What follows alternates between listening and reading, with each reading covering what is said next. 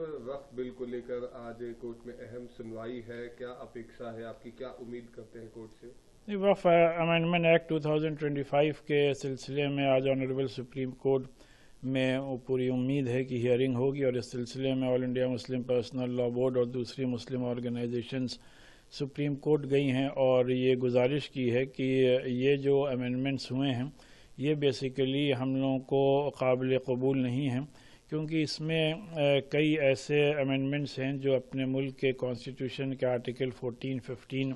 25 اور 26 کو وائلیٹ کرتے ہیں، اور بائی اینڈ لارج یہ ہم لوگوں کا پوری طریقے سے ایک مذہبی معاملہ ہے، اور اس مذہبی معاملے میں اس طریقے کا انٹرفیئرنس اور جو امینڈمنٹس کیے گئے ہیں وہ کہیں نہ کہیں وقف پراپرٹیز کے لیے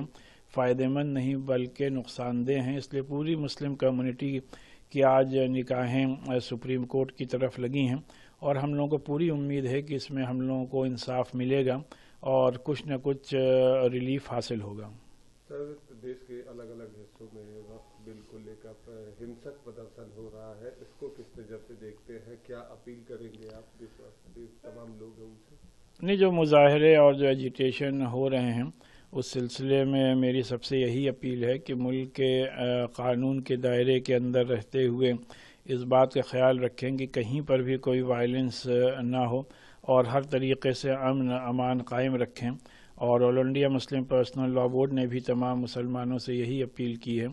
کہ امن امان قائم رکھتے ہوئے ہی اپنی بات رکھیں اور کوئی بھی ایسا قدم نہ اٹھائیں جو کہ اپنے لیے فائدہ مند نہ ہو بلکہ نقصان دہ ہو، لہذا اس لیے ہر طریقے سے امن امان قائم رکھنا ہم سب کی بیسک اور بنیادی ذمہ داری اور فرسٹ پریورٹی ہونی چاہیے۔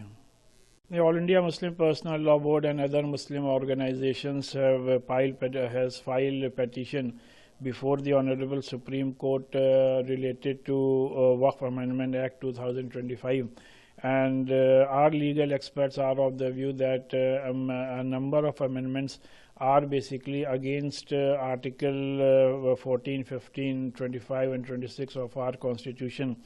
And these amendments are not basically in the interest of our Waqf land and Waqf properties. And as far as Waqf is concerned, it is completely our religious matter. So we are much more confident that we will get justice and relief from the Honorable Supreme Court in this regard.